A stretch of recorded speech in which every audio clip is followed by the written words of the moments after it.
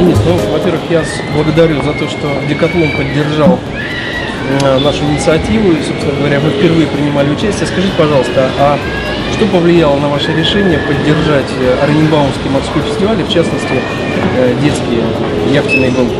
Ну, вообще, цель нашей компании – это сделать спорт доступным как можно большему количеству людей вообще на Земле. В данном случае это в России, в данном конкретном случае в Санкт-Петербурге, это наша цель. Мы поддерживаем любые начинания, особенно детского спорта.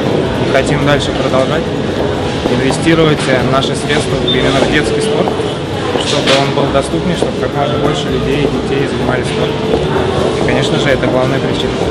В этом году у нас было почти 6 десятков экипажей, то есть довольно большое количество. Это в основном дети X-мены, которые на небольших яхтах типа класса Zoom, Луч, Оптимист гонялись.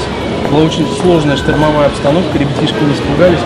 И они были счастливы, получая ваши сертификаты. В следующем году, в 2016-м, у нас уже будет 6-й сезон, это конец августа. Намерены ли вы поддержать наши фестивальные такие инициативы? Будете ли вы участвовать? Да, конечно, конечно. Мы только за, всегда за любые спортивные мероприятия, которые помогут сделать спорт более доступным и более популярным. Спасибо вам большое. Вам спасибо огромное. Давайте, Decathlon Forever.